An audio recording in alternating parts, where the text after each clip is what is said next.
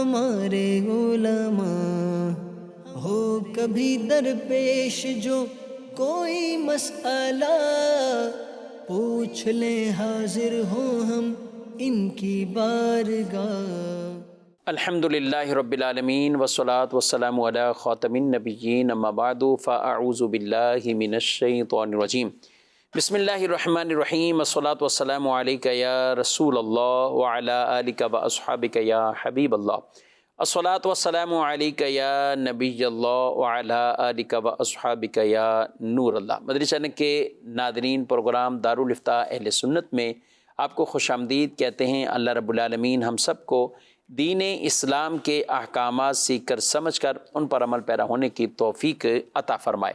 ہمارے پیارے رسول صلی اللہ تعالی علیہ وآلہ وسلم کا فرمان عظمت عالی شان ان اول الناس بی یوم القیامہ اکثرہم علیہ صلاۃ، قیامت کے دن میرے سب سے زیادہ قریب ترین وہ ہوگا جو مجھ پر کثرت سے درود پڑھتا ہوگا۔ صلو علی الحبیب صلی اللہ تعالی علی محمد صلی اللہ علیہ وآلہ وسلم صلاۃ و سلام علیک یا سیدی یا رسول اللہ۔ آج کے ہمارے مہمان ہیں مفتی محمد جمیل رضا عطاری، ان کو بھی خوش آمدید کہتے ہیں۔ جزاکم اللہ کیسے مزاج گرامی آپ؟ الحمدللہ علی کل حال۔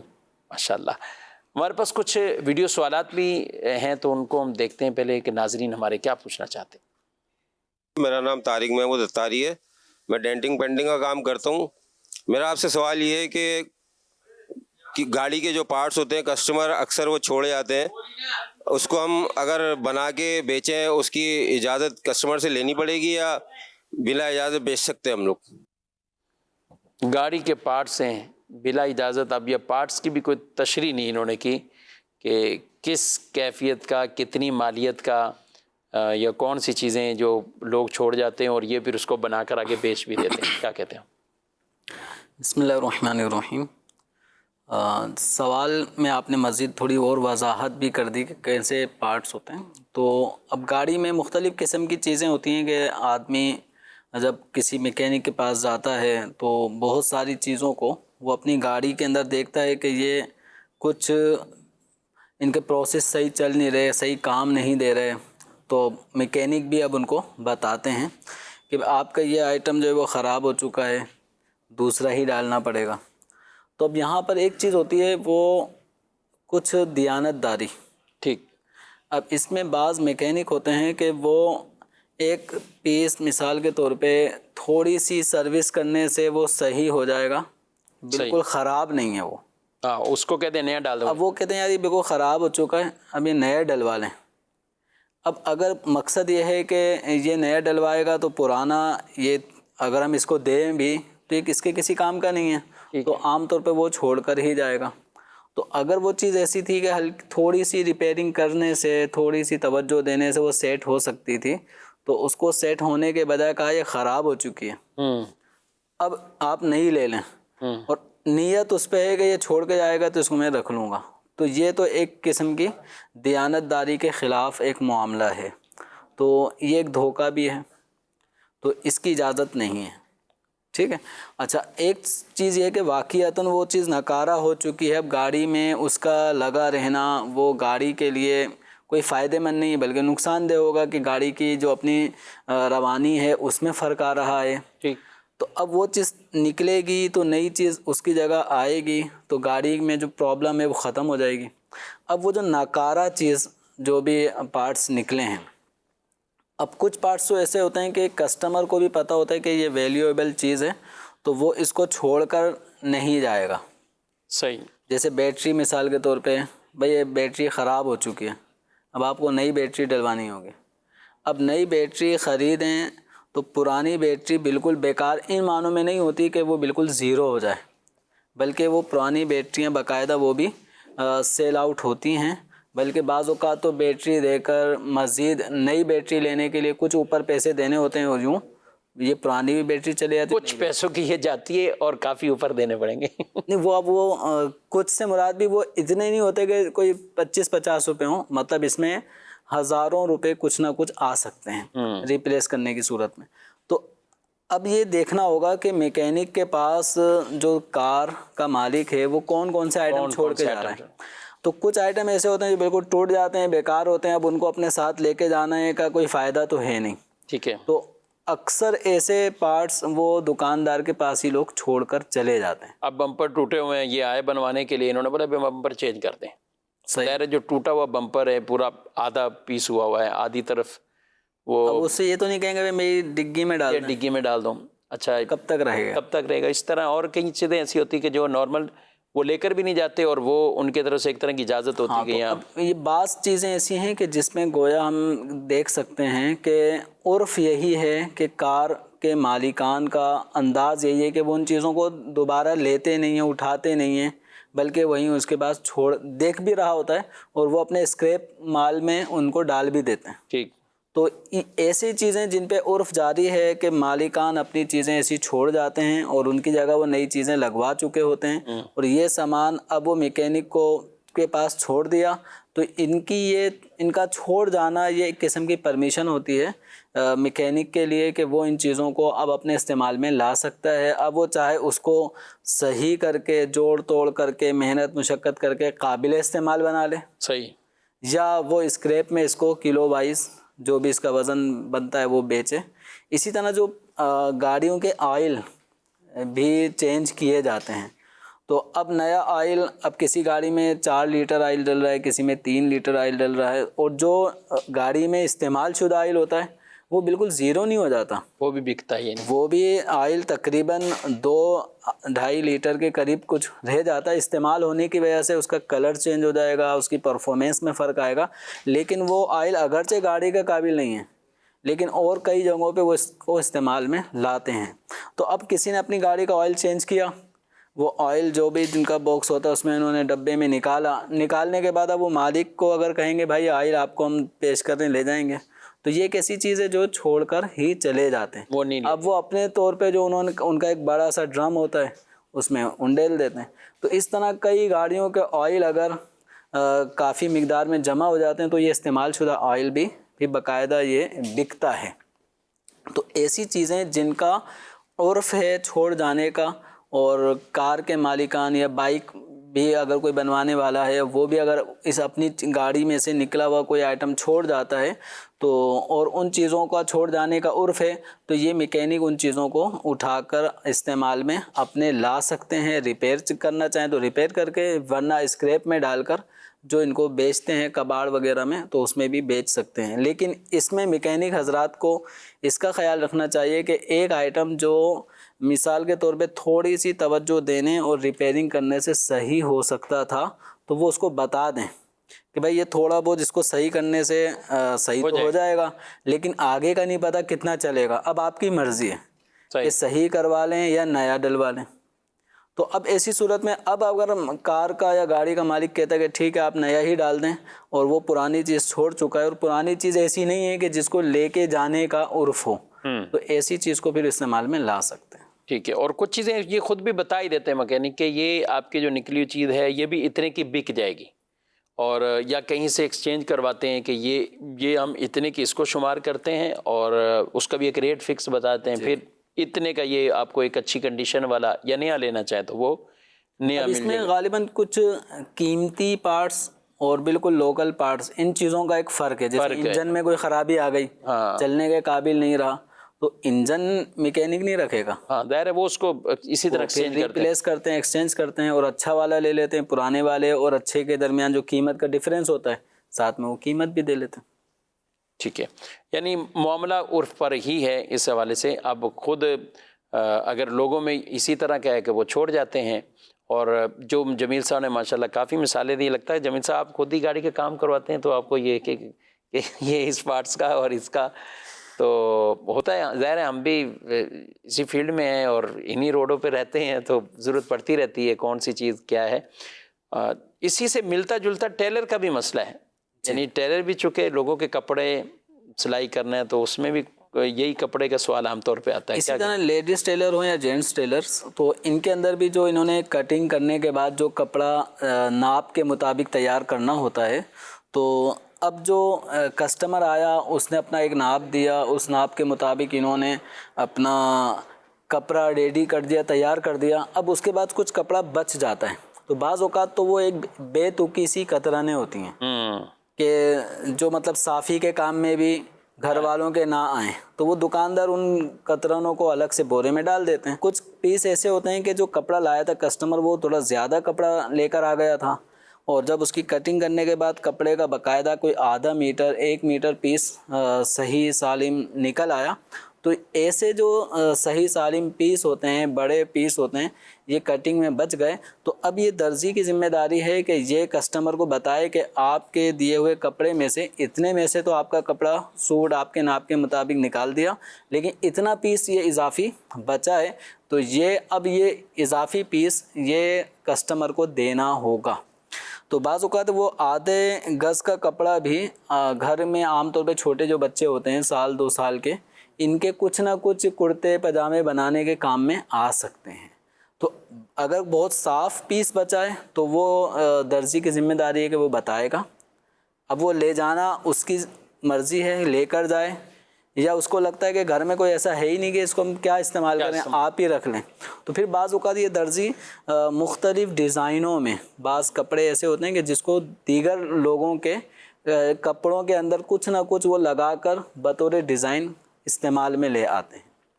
یہ جمیل صاحب یہ ویسے موضوع چلا، تو اس پہ ہم بات کریں تو تقریباً یعنی جہاں اس طرح کے یہ گاڑیوں کی بات ہے، بائکوں کے مکینک ہیں، ٹیلر ہیں، اچھا کلر کرنے والے کام ہیں، ایون کہ ایک جانور ذبح کرنے والا ہے، ٹھیک ہے، قصاب، انہوں نے آ کے جانور ذبح کیا، کسی کے عقیقے کا جانور ہے، یہ کچھ ہے، تو وہاں پہ بھی کچھ نہ کچھ ایسا ہے کہ یہ اس کی فلاں چیز اور گوشت میں سے یا کچھ حصے سے لینا۔ تو ناظرین کرام، یہ بھی ہمیں اس طرح کی جس شعبے سے بھی تعلق آپ کا ہو، لیکن یہ چیزیں اصل بتانے کا مقصد یہ ہے کہ ہم جو چیز پر حق نہیں بنتا تو غیر حق یا کسی ایسے کی جو ملکیت والی چیز ہے اور بلا اجازت اس سے لیں، اور اس کے چھوڑ جانے پر کوئی عرف بھی ایسا نہیں ہے کہ لوگ اس کو معمولی جانتے ہیں اور چھوڑ دیتے ہیں، تو اس کو پھر ظاہر ہے جو بھی آپ کا ڈپارٹ ہو، جس بھی آپ فیلڈ سے تعلق رکھتے ہیں، تو اس کے حوالے سے ضرور دینی معلومات لینی چاہیے۔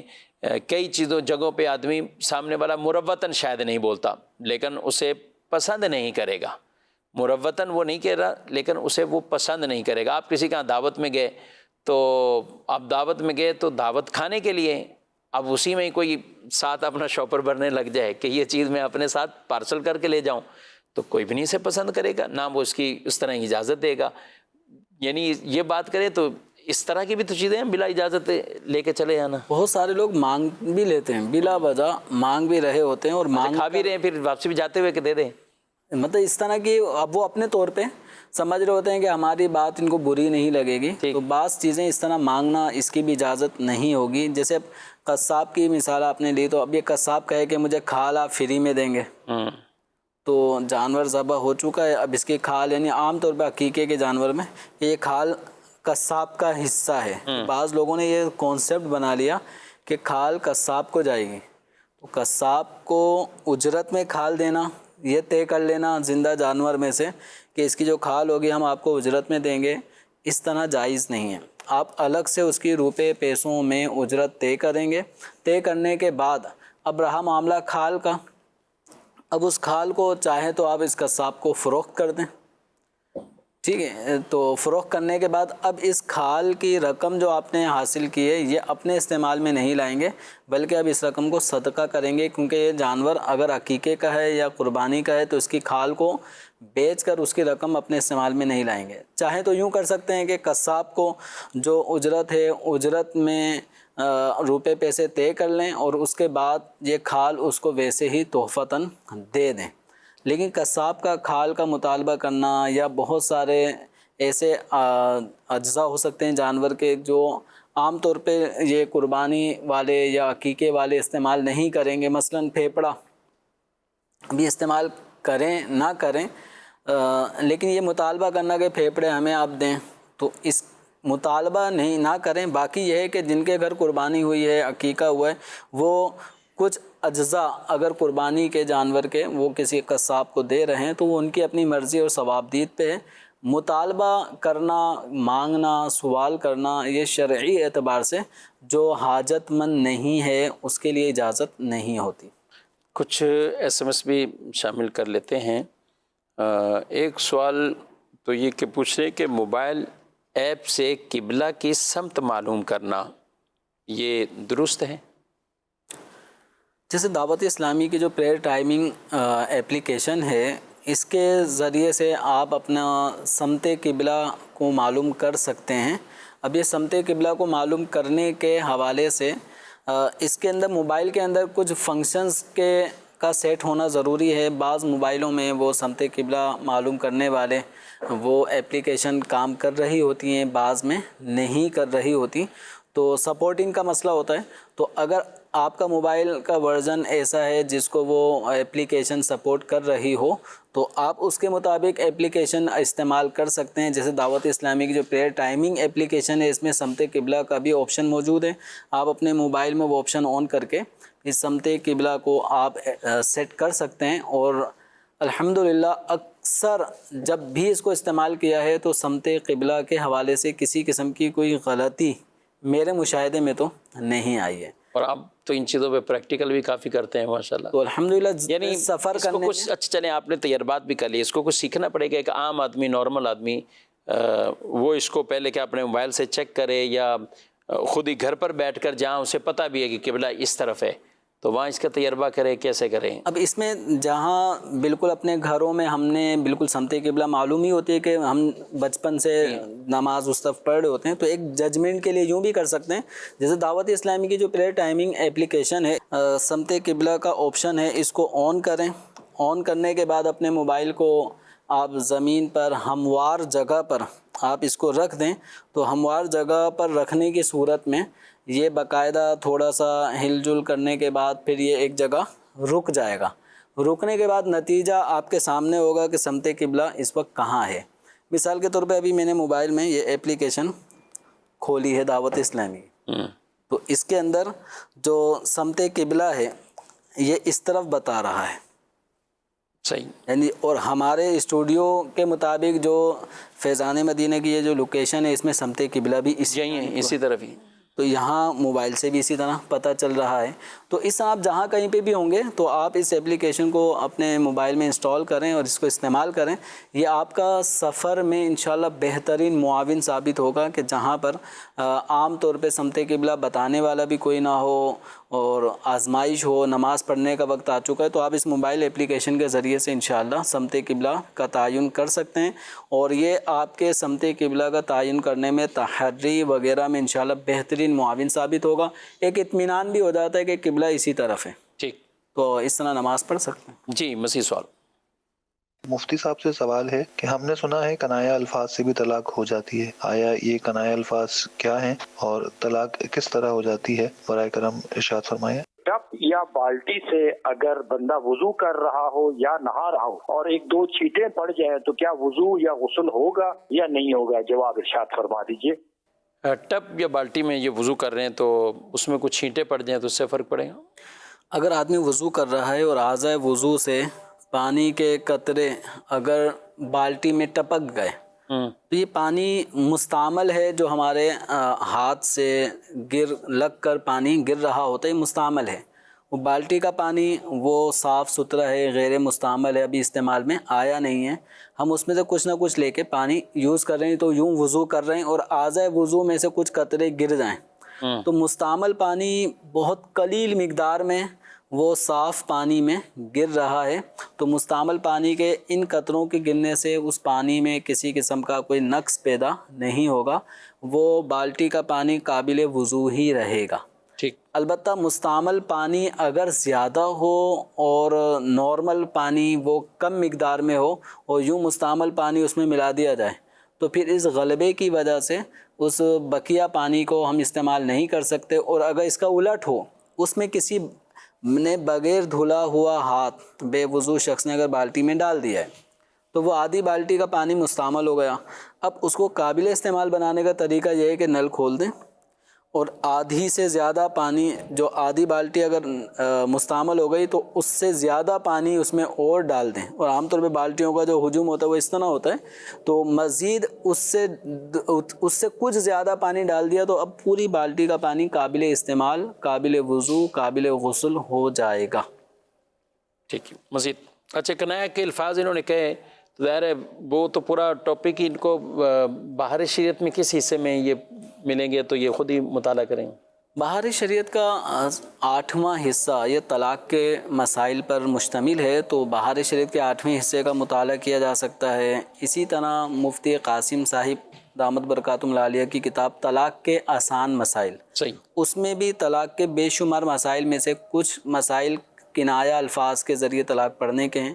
تو اب یہ کیسے پڑھیں گی طلاقیں، کس طرح پڑھتی ہیں، تو یہ ٹاپک ایسا ہے کہ اس وقت مدنی چینل پر اس ٹاپک کو مطلب پبلک کرنا یہ ایک تو سمجھ میں نہیں آئے گا، ٹھیک ہے.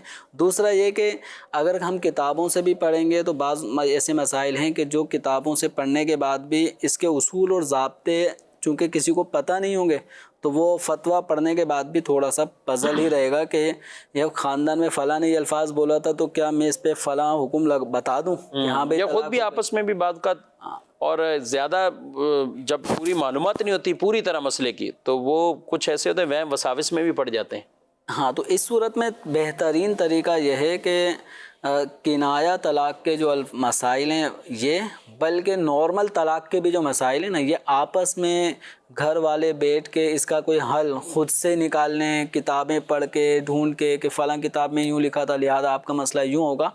تو یہ از خود بیٹھ کر مسئلے حل نہیں ہوتے. یہ سمجھے ایسا ہی ہے جیسے اگر کوئی بیمار ہے، کسی کے گردے میں انفیکشن ہے، تو اب وہ کہے میں کتابیں ڈاؤن لوڈ کر لیتا ہوں یا گوگل سے ہی نکال لیتا ہوں، گوگل سے نکال لیتا ہوں، بلکہ اور کئی ایسے سافٹ ویئر ہوتے ہیں جن سے ہم آپس میں AI وغیرہ کے ذریعے کچھ معلومات لے کر وہ جو دوا بتائے گا، نسخے بتائے گا، اس کے مطابق اس کا علاج کریں گے. تو کہیں ایسا نہ ہو کہ گردہ جو کچھ کام کرنے کے قابل بھی تھا تو علاج معالجہ خود ساختہ کرنے سے ناکارہ ہی ہو جائے.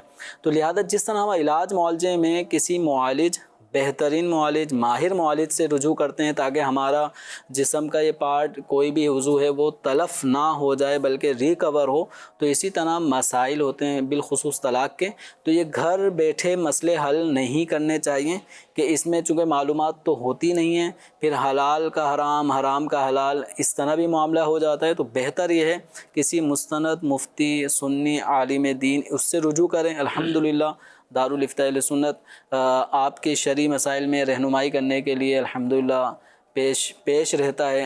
تقریباً دعوت اسلامی کے تحت دارالافتاء اہل سنت بڑے بڑے شہروں میں پاکستان کے الحمدللہ ان کی برانچیں موجود ہیں. لاہور میں 3 مقامات پہ غالباً، فیصل آباد ہے، راول پنڈی میں ہے، مزید آپ بتائیں گے. سرگودا ہے، سرگودا ہے، حیدرآباد میں ہے، ملتان میں ہے، گجرانوالہ میں ہے، اور خود کراچی میں غالباً 6 مقامات پہ دارالافتاء اہل سنت کی برانچیں ہیں. تو الحمدللہ یہ کوئی 15-16 سے زائد برانچیں الحمدللہ دعوت اسلامی کے تحت دارالافتاء اہل سنت کی خدمت خلق میں مصروف ہیں. لوگ شرعی رہنمائی کے لیے آتے ہیں، ان کو پراپر طریقے سے رہنمائی فراہم کی جاتی ہے. تو یہ طلاق وغیرہ کے مسائل از خود حل کرنے والے نہیں ہیں. اس کے لیے آپ دارالافتاء اہل سنت تشریف لائیں.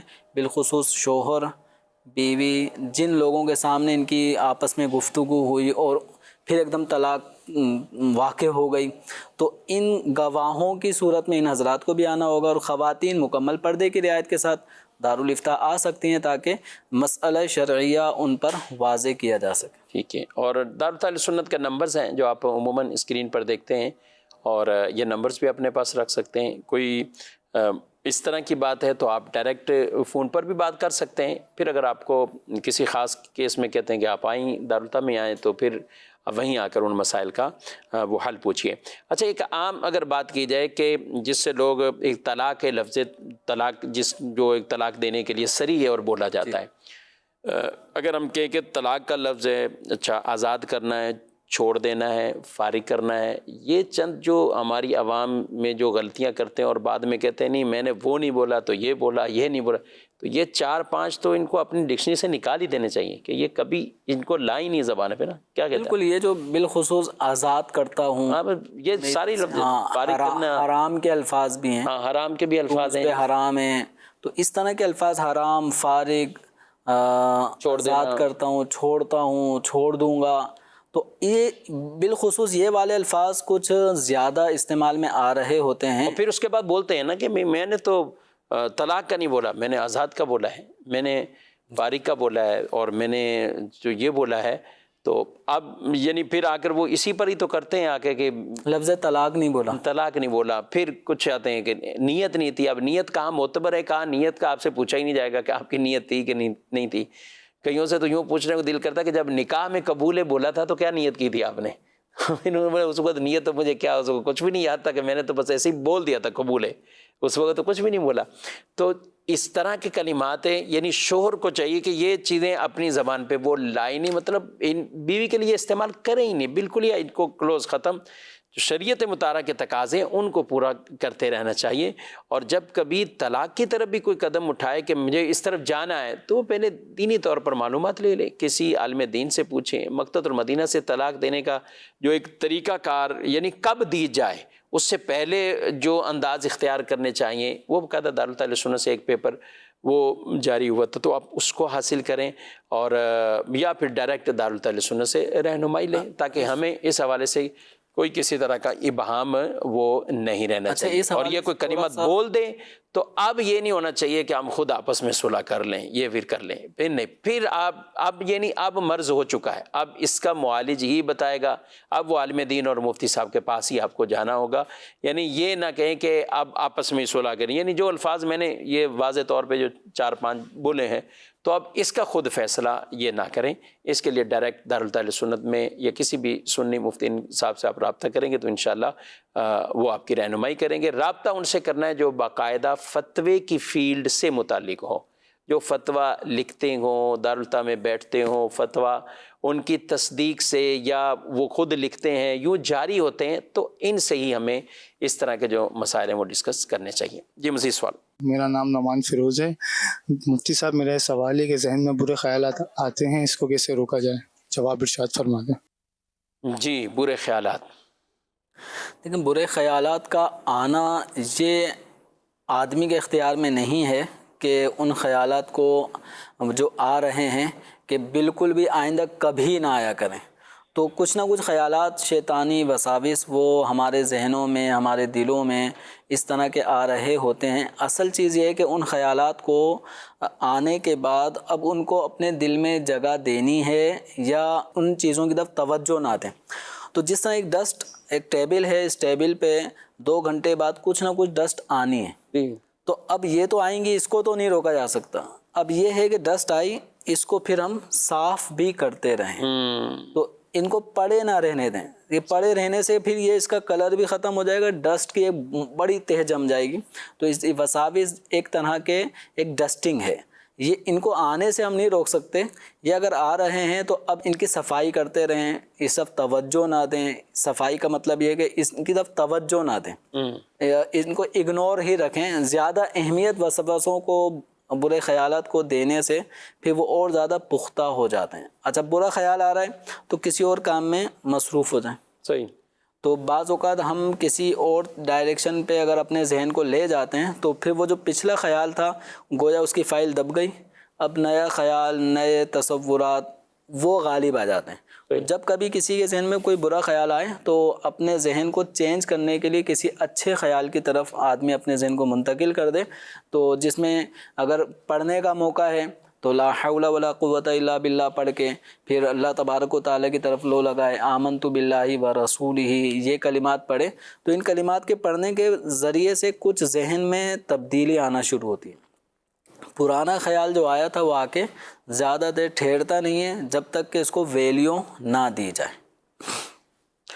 اچھا، یہ تو انہوں نے جیسے خیالات کا کہا نا، کچھ تو ایسے ہوتے کہ جو یعنی قصداً برے خیالات لانا، اس قصد پر اور اس یعنی ایک جو گناہ کے خیالات ہوں یا برائی کے خیالات ہوں تو قصداً لانے کی تو ممانعت ہی ہوگی اس کو. ظاہر ہے اب یہ ہوتا ہے کہ کسی برائی کا خیال آیا، خیال آنے کے بعد اب وہ دل میں جمع، دل میں جمنے کے بعد پھر ایک مرحلہ یہ آتا ہے کہ یہ کام میں کروں یا نہ کروں.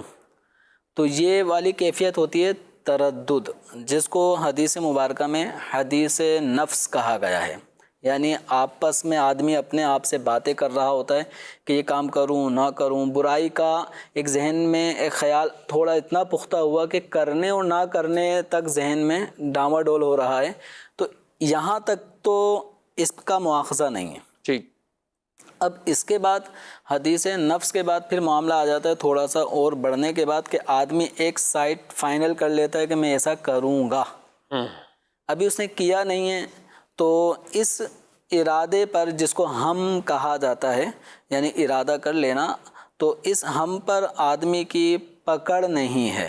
یعنی ذہن بن گیا کہ یہ کام کرنا ہے لیکن ابھی اس نے پختہ ارادہ نہیں بنا, ون سائٹڈ ایک فیصلہ کر لیا کہ ایسا کروں گا, لیکن اب کرنے کے اسباب جمع کرنا شروع کر دیے.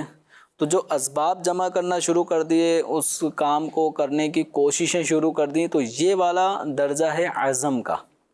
اور گناہ کے عزم پہ آدمی کا مواخذہ ہوتا ہے, پکڑ ہوتی ہے. یعنی وہ عزم کی یاد اس کو گناہ ملے گا. تو عزم کا مطلب یہ ہے کہ مکمل طور پہ اہتمام کر لیا. مثلا اب چوری کرنے کا ارادہ ہوا تو اب چوری کرنے کے ارادے سے اب یہ اس نے ورکنگ شروع کر دی. اور یہ الگ بات ہے کہ چوری نہ کر پایا لیکن اس نے اپنی ورکنگ شروع کر دی تھی, پختہ ارادے اسباب جمع کر کے شروع کر دیا تھا. تو اس والے کیفیت میں آدمی کی پکڑ ہے. اب چوری کر لے تو یہ چوری کا گناہ ہوا, لیکن چوری نہیں کر پایا کسی بھی وجہ سے, کسی کے آنے کی وجہ سے, وہ اس کی ساری پلاننگ ختم ہو گئی. لیکن اس نے جو چوری کا عزم کیا تھا اس عزم کا گناہ اس کو ملے گا جو چوری کے گناہ سے کم درجے, لیکن اس میں مواخذہ بھی ہے.